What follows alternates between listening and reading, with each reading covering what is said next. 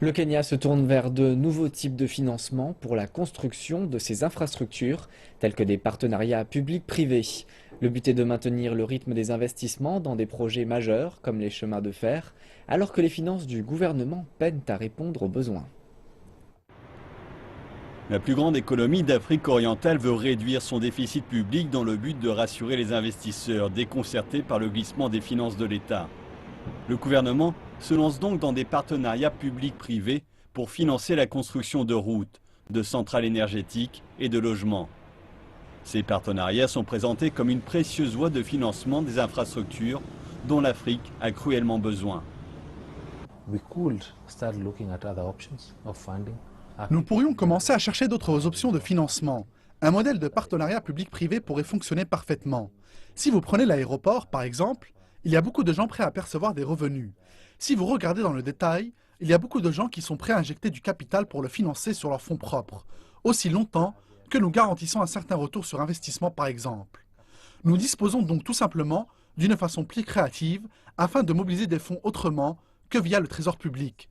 Mais diminuer les investissements dans les infrastructures n'est pas la bonne solution.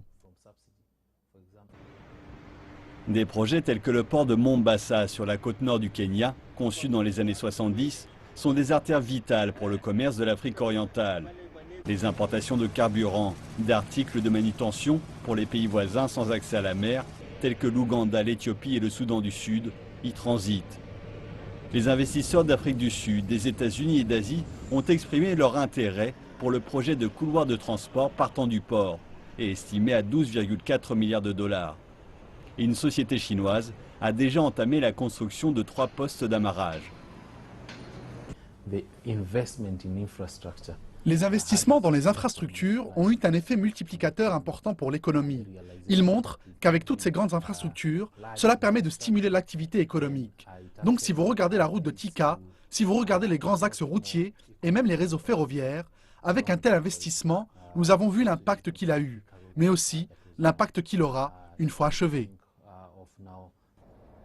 Le ministère travaille sur des projets qui incluent l'expansion du port de Mombasa et de l'aéroport international de Nairobi, ainsi que de nouveaux projets routiers à travers le pays. Le Kenya, qui agit comme une passerelle commerciale pour les pays voisins enclavés, a également en chantier la construction d'un nouveau chemin de fer entre Mombasa et Nairobi. La ligne devrait ouvrir en juin 2017.